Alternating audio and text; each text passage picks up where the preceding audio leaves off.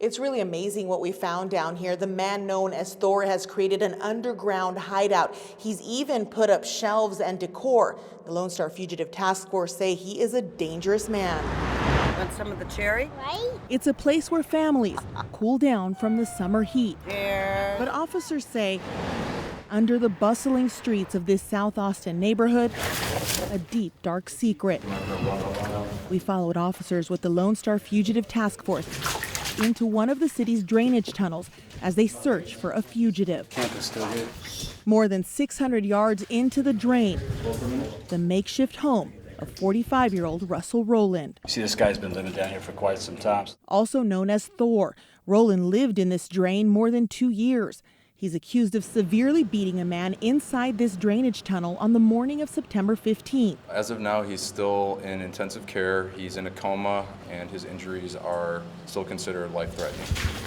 After the incident, Thor took off, and investigators discovered his underground hideout. When the detectives initially came down here, they found a hammock strung up above the water, and as you can see, all this stuff is suspended above the water.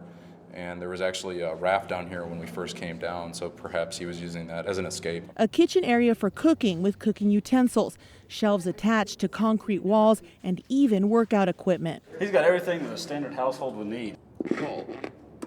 Thor even had electricity. 5311 to get your free tax lien. People can charge their cell phones this way. They can, like you can see, they can simply operate a radio to get music down here. But the most disturbing items are the weapons, several knives and tools.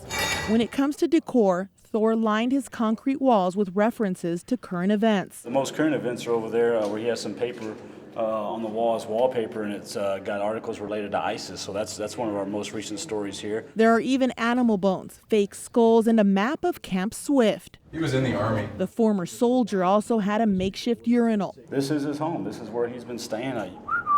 But this isn't where he is now, and that concerns officers who say he could have found another underground hideout. Members of the Lone Star Fugitive Task Force tell us not only is Thor dangerous, but where he was living is dangerous because of the risk of flash flooding in this area, and there's really no way to get out. Reporting in Austin, I'm Lydia AP, KITV News. U.S. Marshals, hands! Hands up! Come on! Come on! It's the wake-up call nobody wants. Crawl towards me, do it now! In this case, agents with the Lone Star Fugitive Task Force, which is headed by the U.S. Marshal Service, finds 2 wanted criminals hiding out in a southeast Austin motel. Turn around. While the end result may be quick, the road to an arrest can take days, even weeks, and in many cases starts before the sun comes up. 10-4, so I guess both these vehicles will be registered to her then. In this case, they're looking for 32-year-old Ralph Coronado. Yeah, there's a guy walking out right now. He's a convicted sex offender from Victoria, Texas, with a violent history, and his girlfriend, 30-year-old Dory Garcia, is wanted on a probation violation. Get eyes on that. After hours of surveillance, agents find they're no longer at the home.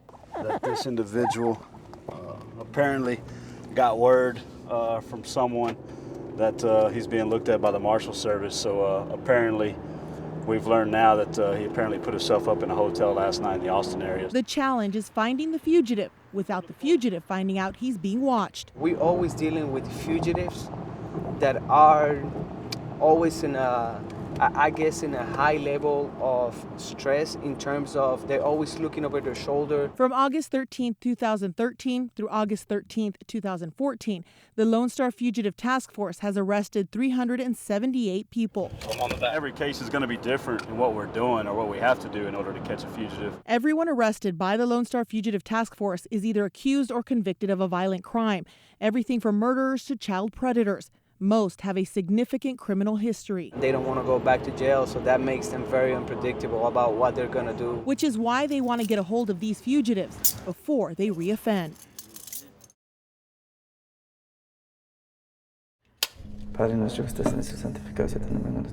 Jose Vizcaya prays each day, asking for guidance and protection. But the figure he prays to is a controversial one. A skeletal figure in a cloak carrying a dagger. Vizcaya is among the growing number of people who worship Santa Muerte, or the Saint of Death. como con muchos problemas. In Spanish, he tells us he started praying to the Santa Muerte when he found himself surrounded by problems. Yo le pedí. I've always asked her to help me succeed, and I've always succeeded. She's not a saint. She just has a lot of power because all our people in the world are turning to something different than our saints. Lee Cantu is a spiritual healer The Santísima Muerte that's there with who uses alternative medicine. He says many of his clients use Santa Muerte for protection or to unify a marriage. But the Catholic Church condemns the worship of Santa Muerte. They say praying to her goes against Christianity. Santa Muerte is the most popular icon being used by criminal organizations throughout Mexico and throughout the United States. U.S. Marshal Robert Almonte holds training sessions to educate law enforcement on the worship of Santa Muerte and its followers. He says a growing number of shrines to the Santa Muerte are found inside crime scenes, and drug traffickers are praying to her, hoping to elude capture. We're seeing an increase in younger people, especially gang members that have adopted Santa Muerte as their patron saint. Muchos la usan para bien como para mal. A lot of people use it for good and some for bad. People who are involved in that lifestyle use it for protection, but I don't use it for anything negative.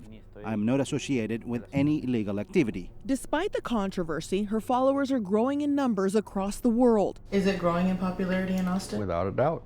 Cantu says Santa Muerte items in his store in South Austin are big sellers. People even leave offerings like money and cigarettes on statues in his store. You have to be very careful with what you promise her, that you're going to give her in lieu of what she grants you. And if you don't comply, or for some reason or another, she feels that you have not given her enough for what you've asked for, she can actually get back at you. But followers like Vizcaya say they never promise anything to Santa Muerte they can't deliver. Muchas gracias por todo. Lydia AP, KI TV News.